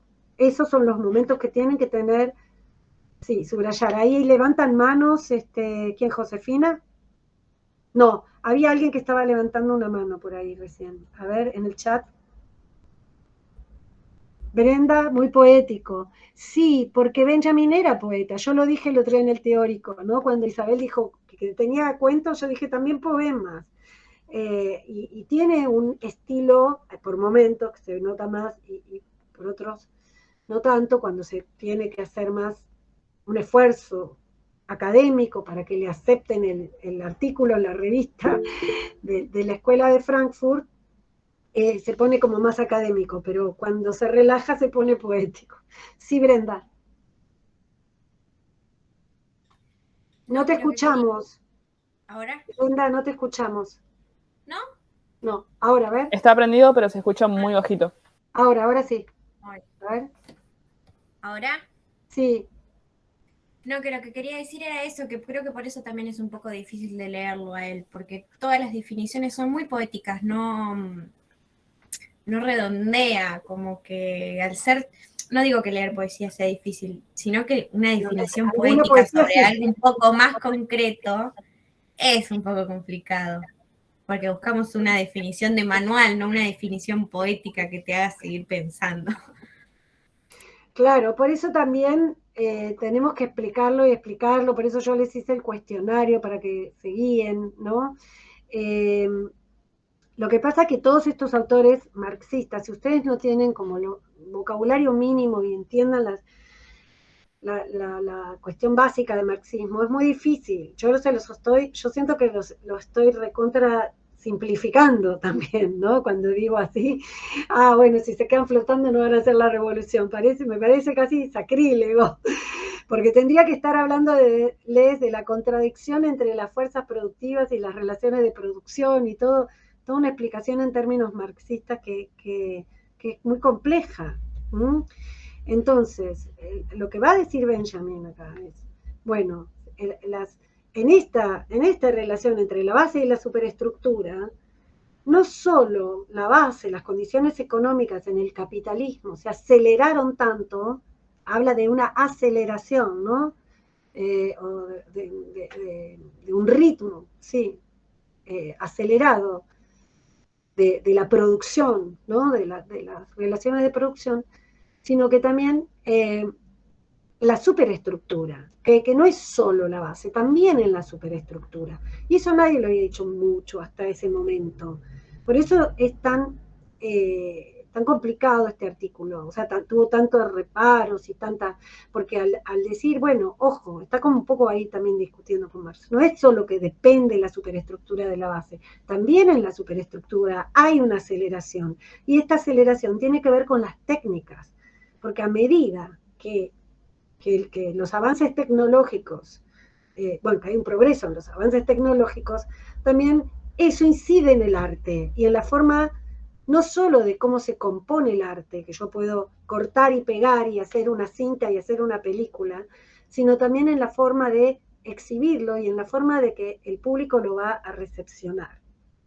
Y eso nos cambia lo subjetivo también. Y ahí entra en Benjamin también todo el enfoque que tiene que ver con Erich Fromm, que era otro de la escuela de Frankfurt, pero que se dedica más a los estudios psicológicos, cita a Freud, cita a Bergson, que era un autor francés que habla de la memoria, todo cómo funciona. A Benjamin le importa muchísimo todo el funcionamiento y el peso que tiene la memoria y el olvido, que son cosas que va a trabajar mucho el psicoanálisis, y que él lo va a leer en Proust, porque Benjamin fue traductor de Baudelaire y de Proust también. Tradujo Baudelaire y Proust del francés al alemán. Entonces fue un gran lector de estos autores franceses. Y lector, y bueno, saben que Proust es el gran novelista sobre el recuerdo, la memoria, ¿no? Entonces, esta parte también es compleja en el artículo, cuando él habla de cómo incide todas estas cuestiones que tienen que ver con el recuerdo, con la memoria y con lo cognitivo también, ¿no? No son las partes que ahora nos vamos a detener. Quiero volver a estas diferencias entre el arte aurático y el arte, o sea, tenemos el sustantivo aura y el adjetivo aurático, ¿sí? El arte, el aura, él yo creo que toma esta imagen del aura de los santos, ¿no? Saben que el aura es ese aro que tienen dorado, de oro, áureo, áureo quiere decir de oro, de un poema de Baudelaire, justamente, donde Baudelaire va a ser el gran poeta de la modernidad. Hoy lo van a ver bien con Isabel, y donde en un poema donde Baudelaire, está acá en la clase, cita un poema de Baudelaire en donde se dice que él habla o un relato, ¿no?, de Baudelaire donde dice la pérdida de la aureola, un relato en el que al poeta se le cae la aureola en el fango de la calle. Aún las calles de París, en medio de esa premodernidad, estaban llenas de fango, ¿no? Habla también cuando van a ver la figura del flaner, la de la multitud, ¿no? En los temas sobre Baudelaire. Bueno, se le cae la aureola en el fango de la calle. Esa imagen, para mí, que él lee en Baudelaire, es la que lo inspira, digamos, para caracterizar este tipo de arte, o esta diferenciación entre el arte aurático y el arte actual, reproducido técnicamente, que es el arte que coincide con el capitalismo ya instalado en medio del siglo XX en Europa, ¿no? Por supuesto. Y entonces acá la contradicción de Benjamin es, él por un lado está celebrando esto, por decir, bueno, es más democrático, las masas pueden acceder al arte, este arte, bueno, que la tesis de todo este artículo es que este tipo de arte, este desarrollo de las técnicas reproductivas, produce el desmoronamiento del aura, la atrofia, dice él. Pueden hacer toda una red semántica con cómo lo va mencionando, desde el desmoronamiento del aura, la liquidación del aura, la atrofia del aura. Bueno, acá les digo esta imagen de que se enchastra, ¿no? en el barro, cae el aura, la caída, el desmoronamiento, la liquidación. Bueno, ¿es bueno o malo eso, no? Entonces, la parte buena es, va a ser menos elitista, lo va a poder ver más gente, se va a exhibir, vamos a poder, y hay también algo que tiene que ver con Brecht, cuando hablamos de la recepción, que era otra de las preguntas del cuestionario, que pasa con la recepción, cuando ustedes vieron en Brecht, que esta recepción no catártica, digamos, hace que el espectador pueda tener una capacidad crítica. Ven una película, la pueden volver a ver, dicen, esta parte no la entendí, o esta parte quiero quedar pensando. Bueno, ahora podemos rebobinar, ¿no? No existía eso en la época de vamos a ponerla una y otra vez. Y eso ayuda, dice él, a la reflexión, a la distancia crítica que veíamos en Brecht, el distanciamiento, ¿se acuerdan? La idea de distanciamiento. En eso coinciden. Benjamin le va a dar una explicación más psicológica, si quieren, que tiene que ver con lo cognitivo, con cómo funciona eso en el cerebro, ¿no? Los shocks, la interrupción, si quieren, ¿no? Lo que corta la irrupción o la interrupción de lo que corta esa identificación catártica.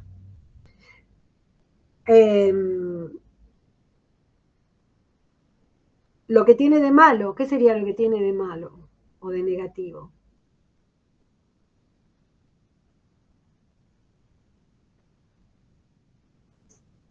Lo que vimos... Sí, lo de que atrofiaba el aura, ¿no era, profe? Pero por eso, el atrofiamiento del aura para él es positivo, porque el aura nos remite a ese arte sacro, a ese arte... bueno, esto es importante, lo del valor, ¿no? El valor cultural, dice él.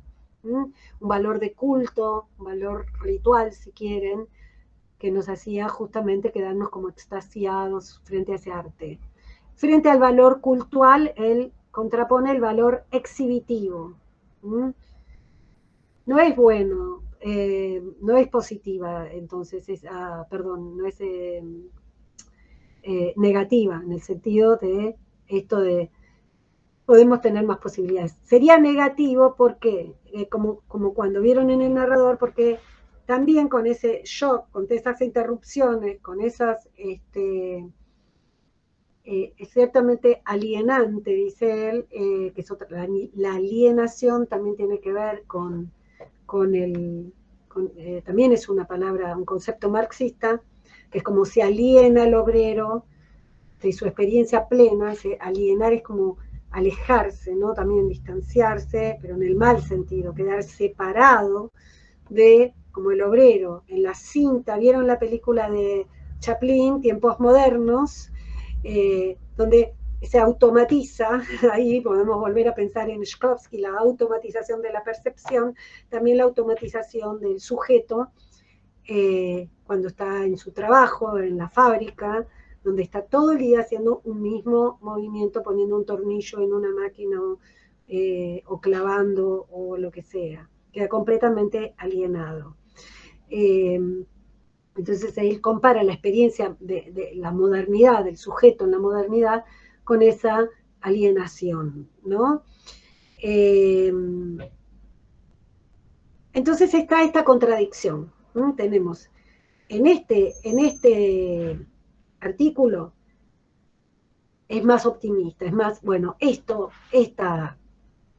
corte, este desmoronamiento de Laura, esto de que se deje de ser original y único, irrepetible y auténtico, es positivo, porque, dice él, no va a poder usado, va a ser inútil para los fines del fascismo. Acá está el nudo también, de este artículo, está al principio, está al final, y tienen que leer bien las notas al pie. Las notas al pie son importantísimas. Porque también él dice eso al principio, pero después empieza a sospechar un poco de eso. Bueno, ¿qué pasó al final? ¿El cine fue útil o fue inútil para el fascismo y para el nazismo? ¿Qué saben de historia de esto? Creo que había sido útil porque no sé si intervenían las masas en los medios de comunicación. Porque el nazismo y el fascismo muy pronto tuvieron cineastas que usaron estas técnicas con fines propagandísticos. Y por supuesto, los dos regímenes fueron muy masivos, las masas los apoyaban, usaban estas películas con fines propagandísticos. Fue útil finalmente. Ahora él dice, también, así como yo les dije cuando, creo que Leandro, dijiste al principio el cine, yo te dije, bueno, no todo el cine, porque el cine de Hollywood puede tener, como vamos a ver en Puig, cierta recuperación del aura. Podemos encontrar momentos auráticos o figuras auráticas como las actrices, como Greta Garbo, Marlene Dietrich, o sea, esos rostros, ¿no? Esas estetización que hace que uno termine babeando frente a la pantalla por ver a una actriz o a un actor, podríamos decir también, como es el personaje de Molina en El beso de la mujer araña. El beso de la mujer araña, que es la otra novela de Puig, que también podrían leer, y donde también está toda esta cuestión del cine, es El beso de la mujer araña, no sé, que además se llevó al cine, ¿vieron? Tiene que estar la película. ¿Alguien la vio? ¿Alguien leyó la novela? No, pero yo quería decir sobre Boquitas Pintadas, el personaje de Nené, ¿no puede ser, profe? Con el drama que tiene. Con el drama que tiene sobre las cartas que le manda a la madre. ¿Pero qué puede ser qué? Claro, como un drama de que alguien se puede identificar con el problema que tiene ella de la familia. El actor se identifica con el drama de Nené, ¿eso querés decir? Sí. Puede ser. Sí, Puig es también engañoso. Ojo, él juega con eso, conoce muy bien ese efecto y lo maneja, pero también lo corta, lo interrumpe. Ya vamos a ver cómo toda la discusión también es si es realismo o si es vanguardia en Puig, si podemos tener una recepción catártica y una recepción con distanciamiento crítico. ¿Qué nos pasa con Puig? Esa es una buena pregunta que se pueden hacer. ¿Qué les pasa a ustedes? Pero pensando ya en estas cuestiones que tienen que ver con la teoría y con la crítica, ¿sí? Bueno, Matilde, ¿te quedó más claro lo de Laura en los objetos naturales? Sí, pero te quería hacer una pregunta, otra pregunta, perdón. Sí. Entonces, si el arte erótico, ¿no? No nos sirve para hacer la revolución, dicho mal y pronto. No nos sirve, sí. Y en realidad así la reproducción, ahí no me sale la palabra, pero el arte dentro del capitalismo tampoco nos sirve. Me refiero, o a ellos o a Benjamin terminan estigmatizando a la masa, de que la masa no puede reflexionar en ningún estado del arte. O sea, ¿a ellos se les pasa eso? ¿No creen que pueden hacerlo? ¿O cómo? Bueno, hay más, eso que estás diciendo, lo último va por ahí a aparecer más en Adorno. En todo lo que cuando ya, si es masivo, se hace comercial, Entonces sí, hay una como una estigmatización o una denostación, si quieren, por lo más. En Benjamin no tanto todavía, él está más ambiguo todavía. De este artículo, acá pareciera que celebra, es celebratorio de este arte, porque él piensa que va a ser inútil para los fines del fascismo. Él todavía tiene esa esperanza, ¿sí? En realidad es un poco ambiguo, pero apuesta a que sí, a que puede ser, a que todavía nadie había pensado en esto. En Adorno ya hay más, pero claro, Adorno sigue escribiendo después de la guerra y tiene la dialéctica del iluminismo en los años 50 y ahí van cambiando los contextos también, ¿no? Ya en los años 30, cuando escribe Benjamin esto, están en medio del auge del nazismo y del fascismo, está perseguido, piensen en las situaciones de sus propias condiciones de producción, ¿no? Él, entonces, también es más lógico que sea más contradictorio.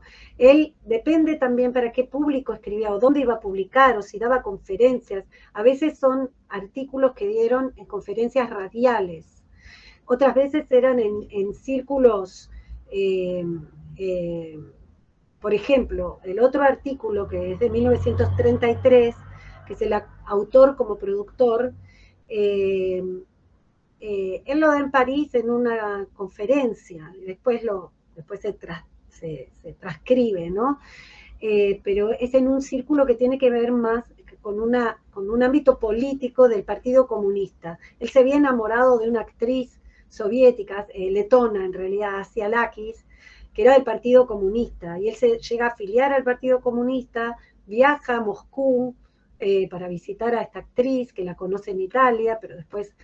Y viaja también a Dinamarca, donde Brecht se ha exiliado. O sea, cuando llega el nazismo, todos estaban en Alemania, ¿no? Adorno, Brecht, Benjamin, cuando llega el nazismo, Scholem, se dispersan, y primero Adorno se va a Inglaterra, donde consigue como una especie de visa o de beca, algo para estudiar, se refugia, digamos, en un ámbito académico. La mujer de Adorno, que era Gretel Karplus, queda en Alemania, era muy amiga de Benjamin, de hecho le deja la biblioteca a Benjamin, su biblioteca a ella en Alemania, y él se va asignado, digamos, él se va a Francia, a París. Brecht se va a Dinamarca, y Scholem se va a Palestina, porque él tiene más de toda esa línea místico, que estudia la Cábala, y él quiere que Benjamin se vaya a Palestina con él. Brecht quiere que vaya a Dinamarca con él. Llega a ir un par de veranos, comparte con Brecht en Dinamarca, con Brecht, que también está en el Partido Comunista, y tienen toda esta idea más de la praxis y de la acción revolucionaria, pero Benjamin por eso es como un tira y afloja con eso, porque tiene que ver también con sus condiciones de subsistencia, de supervivencia. Él necesita entrar al Instituto de Frankfurt, porque eso era un gran refugio, un medio de vida. No logró entrar, como les contó Isabel, a la universidad como profesor. Y no logra entrar al Instituto de Frankfurt tampoco como un investigador principal, digamos, de ahí, ¿no? Como diríamos ahora, es colaborador, tiene afinidades, pero también tiene estas tensiones, ¿no? Hay como recelos, decía yo, cuando Benjamin se acerca a Brecht, Adorno y Horkheimer recelan de esos, como digo yo, citando a Goethe, que es un autor que también estudia a Benjamin, afinidades selectivas. Y cuando se acerca a Adorno, entonces Brecht recela de eso, porque entonces va a ser más seguir la línea más académica y no la línea revolucionaria. Y el estilo con que él escribe también va variando entonces de una escritura más académica a una más, como decían recién, poética. Él habla de las constelaciones, el libro que deja sin publicar, que es el libro de los pasajes, es el libro que va a armar estas correspondencias o constelaciones, que tiene que ver más con una técnica también surrealista. La estética de vanguardia que él privilegia es el surrealismo, él escribe sobre el surrealismo también. Eso es muy diferente a Adorno, ¿no? No tiene nada que ver con Adorno. Entonces, bueno, por eso es complejo. Yo les doy la razón de que es complejo. Pero bueno, nos quedan 15 minutos. Quería ver si tienen más preguntas. Me pueden, si quieren, después de esta clase y después sobre todo del teórico de esta noche con Isabel, les quedan cosas picando, los que no habían visto el cuestionario y lo van a ver ahora. Si ustedes pueden contestar bien este cuestionario, encontrar las citas, más o menos tener las definiciones o los ejemplos, yo creo que van a poder contestar bien el parcial. Pero me pueden preguntar por mail, ¿sí? Quiero decir, si lo ven ahora después de esta clase y de la clase de Isabel, me pueden preguntar por mail. Porque no nos queda más tiempo, lamentablemente, ¿sí? Pero por eso yo les mandé con anticipación este teórico y este cuestionario. Y sabiendo que Isabel le iba a dedicar por lo menos 2 clases. Yo sé que también Paula, que va a dar la clase que viene, la semana que viene, va a relacionar los textos que ella dé, de Vivi Uberman, de Julio Premat, con Benjamin también, ¿no? Con otras, la idea de historia, otras cuestiones, ¿sí? Bueno, porque el tema es que ahora tenemos que dar un salto bastante grande, ¿sí?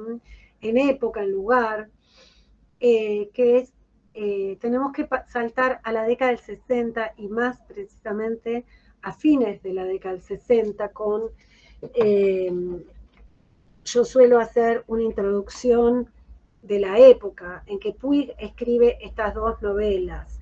En el año 68 escribe La traición de Rita Hayworth, en el año 69 Boquitas Pintadas, y está bueno hacer la conexión con el cine, porque Puig, bueno, era desde niño un aficionado al cine. La traición de Rita Hayworth es una novela autobiográfica. Lo ideal sería que pudieran leer las 2, pero bueno, sé que hay muy poco tiempo.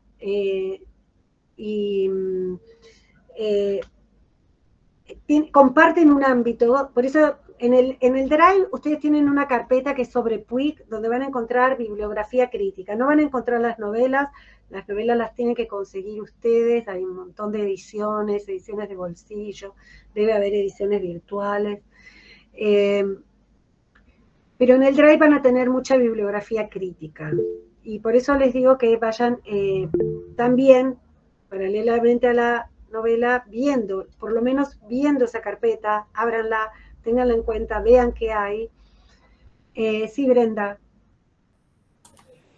Yo quería decir que había encontrado, yo igual tengo la novela en papel, pero encontré el libro en PDF y lo pasé al grupo de WhatsApp. No sé si todos y todas están en el grupo de WhatsApp. Gracias. Intenté por acá, pero no se puede pasar. Yo no puedo subir archivos. Si querés, me lo podés mandar a mi mail. Y yo es lo que te quería preguntar hoy, pero como no estábamos hablando de Puig, no quise. Sí. Ya te lo mando y vos si querés lo... Yo lo reenvío.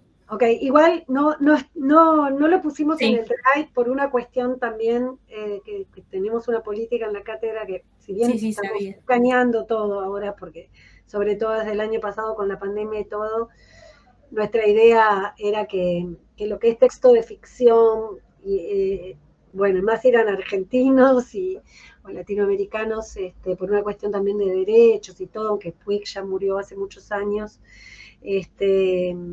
no reproducir los libros, y para que ustedes también los vayan teniendo y se vayan armando su biblioteca en la medida que puedan, ¿no?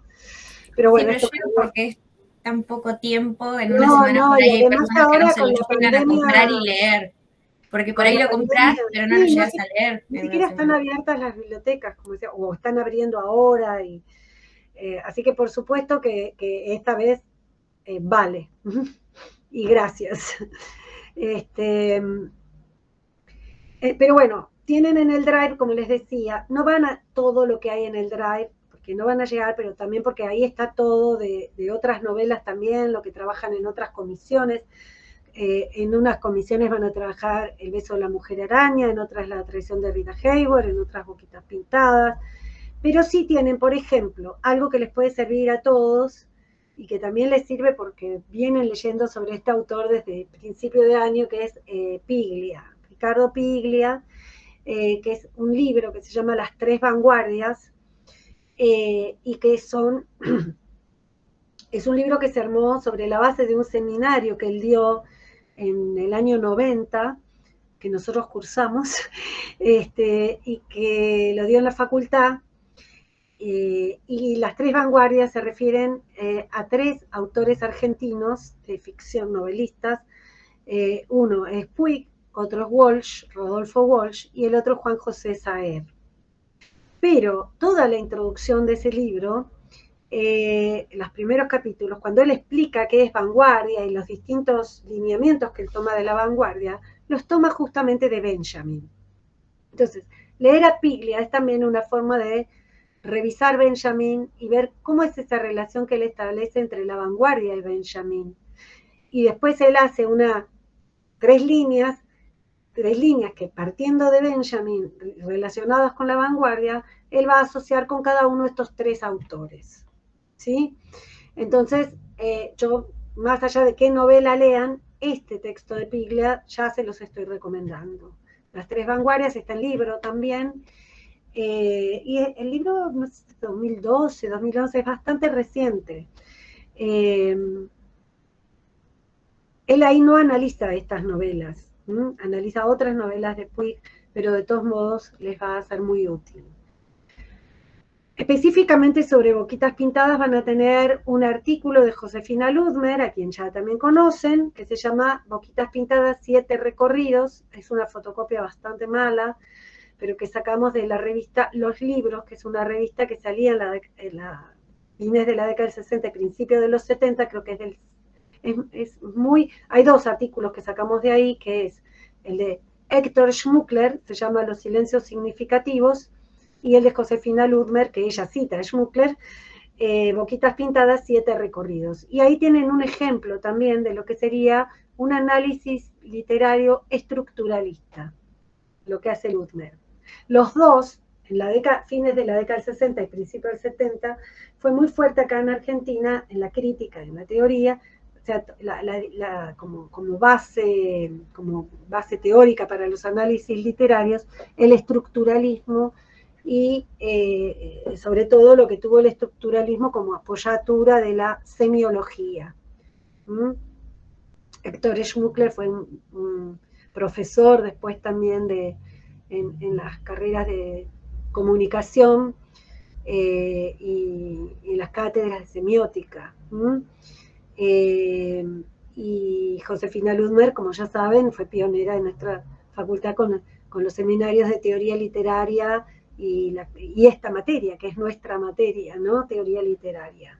Pero que en ese momento, en los 70, o sea, lo que ustedes leyeron de Ludmer fue un seminario que ella dio en el año 85.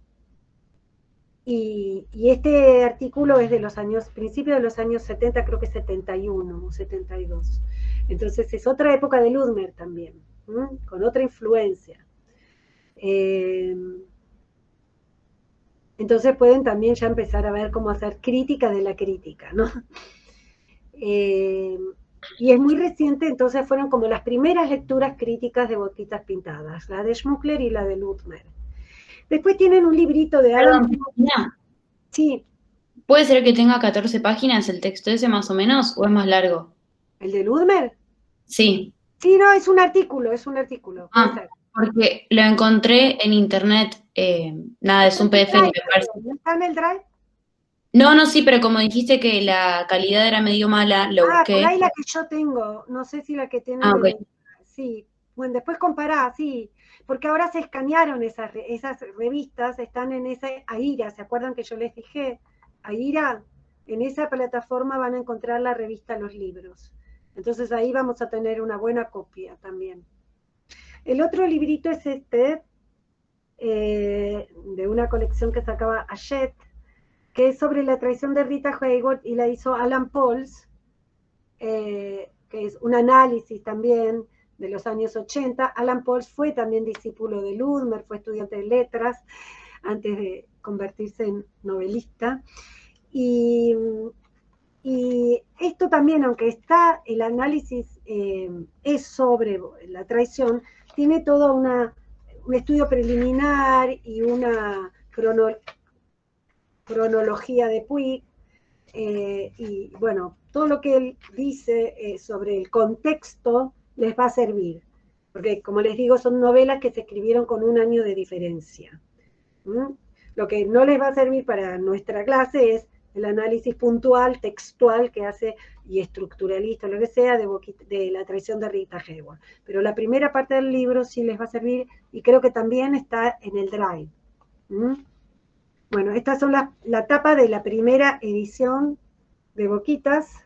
Lo tengo todo suelto, desarmado, de Sudamericana. Y esta es la traición de Rita Hayworth, ¿no? También una edición antigua. Y este es el libro de Piglia de las tres vanguardias. Está en Eterna Cadencia, que es esta editorial que tiene el solcito acá.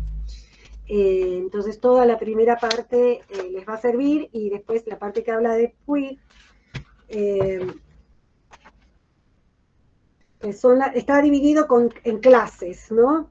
Entonces las clases, bueno, por eso toma la clase séptima y la clase octava son sobre Puig, pero él analiza la novela de Buenos Aires Affair y El beso de la mujer araña. Entonces son otras novelas, pero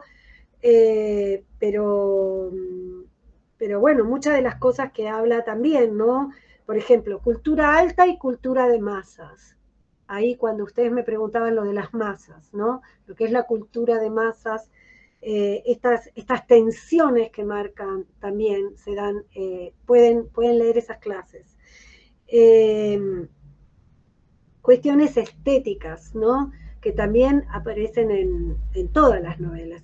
Las novelas de Puig tienen como una alta reflexión sobre lo que es escribir, sobre lo que es componer, sobre lo que es el arte.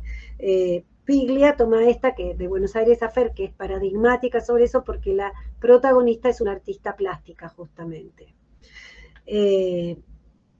Pero, por ejemplo, en Toto, que es el protagonista de Buenos Aires Affair, un título que dice acá: sin modelo no sé dibujar. Ya aparece en Toto esto, él calca, ¿no? Es un nene que calca, y dice: sin modelos no sé dibujar. Entonces eso también él lo analiza y lo ve con qué tipo de estética. Algo típico de la vanguardia que lo vieron en Bürger, el artista conectado con la vida, la fusión de arte y vida. ¿Se acuerdan que era una de las statements, bueno, de los enunciados que hace, con los que Bürger caracteriza a la vanguardia? Bueno, la cuestión de los estereotipos, que vieron en Lukács, la cuestión del personaje tipo. Todo eso pueden encontrarlo en Piglia, aunque hable de otras novelas, ¿sí? Así que por eso se los recomiendo. Bueno, ya son las 5, quiero ver si tienen preguntas, y yo voy entonces a dejar un poquito de la clase que viene, digamos 15 primeros minutos, para hablar un poco de la época en general. Para el viernes que viene ya van a haber tenido esta clase de Isabel de hoy, más una de Paula el miércoles, creo que va a dar Paula, y conectando Benjamin con Gary Uberman, que es también un teórico actual, que también toma temas de estética y vanguardia. Entonces vamos a estar como un poco más cerca de Puig, si quieren. Pero quiero que vuelvan a mirar, o vamos a retomar lo de la línea del tiempo para ubicarnos bien en esa época. Y también es posible que les mande por mail así como hicimos las categorías de análisis de poesía, categorías de narratología. La narratología es como una disciplina dentro de lo que es el análisis, la teoría literaria, también de los años 60 y 70, que tiene que ver mucho con el estructuralismo, pero que distinguen categorías de análisis para la narración. Entonces, en muchos de los análisis de poesía yo les corregía cuando ponían el narrador de este poema, dice, no, el narrador es una categoría propia de la ficción narrativa, de cuentos y de novelas, no de poesía. Por eso yo les decía, hablen de yo lírico, de sujeto de la enunciación, bueno, poética. Entonces les voy a mandar algunas, otras veces yo he dedicado clases enteras a esto, pero es un poco lo que vieron con Silvia en el taller de análisis, ¿no? Yo les puedo mandar bibliografía, pero no vamos a poder dedicarle una clase entera a las categorías de la narratología. Entonces les voy a mandar esas, no sé, por ejemplo, hay de Todorov, de Genet, bueno, ustedes leyeron en Lukács también, que hay Lukács y Bakhtin son teóricos de las novelas. Ellos hicieron, tanto Bakhtin como Lukács hicieron sus teorías de la novela. Cuando ustedes vieron con Martín, Bakhtin, y hablaron de Dostoyevsky, cómo es la palabra en Dostoyevsky, cómo es el dialogismo o la polifonía, no sé si llegaron hasta ahí, espero que sí. Bueno, vamos a hablar de eso. ¿Quién habla en una novela? ¿Cómo se articulan las voces de estos personajes que hablan? ¿Hay un narrador? ¿No hay un narrador? Para eso sí tienen un artículo muy específico que es de Claudia Kozak en el Drive, que habla de Boquitas Pintadas también, se los voy a anotar el apellido. Es una profesora de la facultad, también fue discípula de Ludmer. Ella está en la cátedra de literatura del siglo XX, así que quienes sigan la carrera de letras después se la van a encontrar. Y bueno, ella hizo su tesis sobre Puig, o parte de su tesis tuvo que ver con Puig y la cuestión de los géneros discursivos. Les va a servir revisar Bakhtin, la cuestión de los géneros discursivos, para ver un análisis desde este punto de vista en Boquitas Pintadas, y tienen para eso el artículo de Claudia Kozak. Bueno, ¿qué más? ¿Algo más? No, todos mudos. Bueno, para los que llegaron más tarde, les dije que les voy a dar la nota del parcial durante el fin de semana, lunes inclusive puede ser. Como les dije, ya los tengo prácticamente todos corregidos, pero toda esta cuestión de la burocracia, de actas y bueno, pasar las notas y leer y corregir a través de la pantalla es muy complicada. Así que creo que lo que seguro les voy a mandar es un mail con la nota y algún comentario. Algunos por ahí tengan más suerte y reciban, porque al principio empecé como trabajando yo me bajé todos los documentos a un Drive y quedaron como textos de Word, y pude ir compartiendo o haciendo comentarios, pero me di cuenta que no iba a estar de acá a fin de año para corregir el primer parcial, si seguía haciendo eso, que es la manera que yo hago cuando corrijo en papel, poniendo comentarios, correcciones, etcétera.